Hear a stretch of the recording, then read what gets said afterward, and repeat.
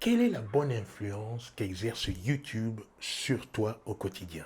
Qu'est-ce que YouTube te fait être? Qu'est-ce que YouTube te fait penser? Qu'est-ce que YouTube te fait dire? Qu'est-ce que YouTube te fait faire? Ce sont des questions que je me suis posées à moi-même et je me suis dit, tiens, ce serait bien d'aborder le sujet avec toi pour pouvoir nourrir la réflexion.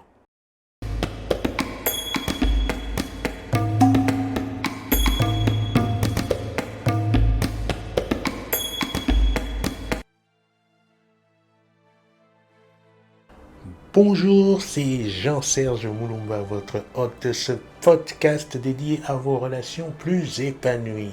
Si vous n'êtes pas encore abonné à la chaîne, tâchez de le faire dès à présent. Tâchez également de liker, de commenter et de partager ce contenu autour de vous car cela m'aide semaine après semaine à construire plus de valeur pour vous. Si tu es comme moi et que tu es quelqu'un de curieux qui se pose des questions sur les choses à faire, tu dois t'intéresser chaque jour à quelque chose de particulier, quelque chose à résoudre, quelque chose à améliorer, quelque chose à favoriser. Par exemple, il y a quelques jours seulement, je me demandais comment est-ce que je pouvais installer quelques étagères pour pouvoir avoir plus de rangement.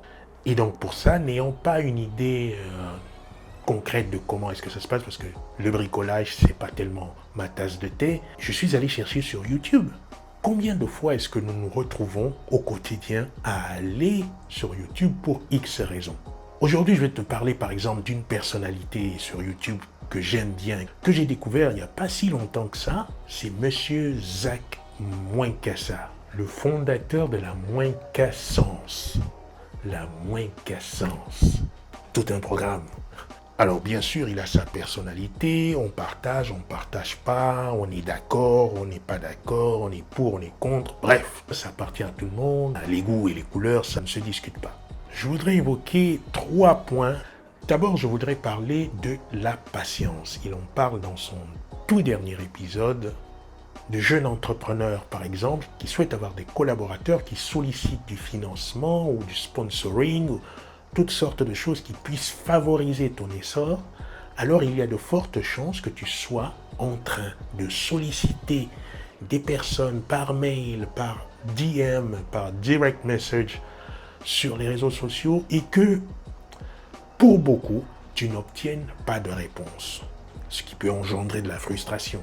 Et Zach Mouinkassa disait dans son dernier épisode qu'il fallait savoir avoir de l'humilité. C'est-à-dire que quand on est quelqu'un qui sollicite, il faut comprendre qu'on n'est pas la personne qui est en situation de pouvoir ou de dire. Donc il faut savoir aussi ranger son ego, ranger ses émotions et user de patience.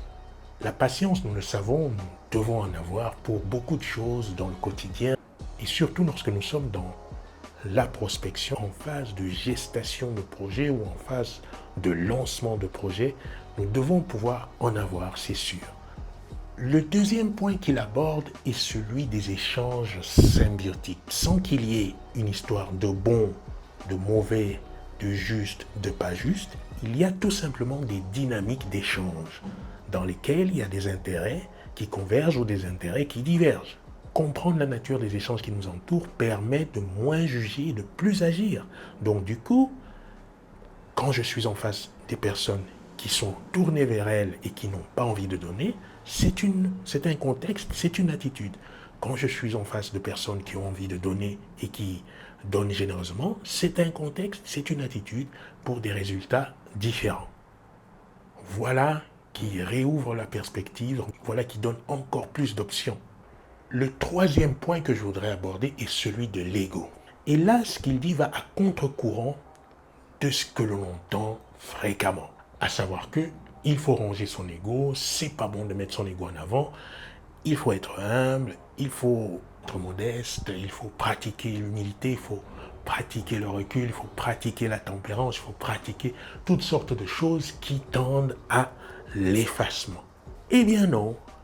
Zach nous dit que, par exemple, quand on a besoin d'affirmer sa posture, eh bien, il faut le faire. De dire, je suis linguiste de formation, niveau doctorat, en sciences et techniques de langage, je suis artiste martial, spécialiste chorégraphe aussi dans les arts, je suis autodidacte en physiologie digestive, l'un des premiers promoteurs de l'alimentation vivante dans le réseau digital francophone, lorsqu'il n'en entendait pas, c'était en 2008. Je suis musicien, je suis aikidoka, BJJiste, coach GSM Instant Coaching, c'est l'accompagnement de nombreux couples. Et aujourd'hui, sur la plateforme de YouTube, En Devenir. Savoir quand manier la mise en avant et quand manier la mise en retrait.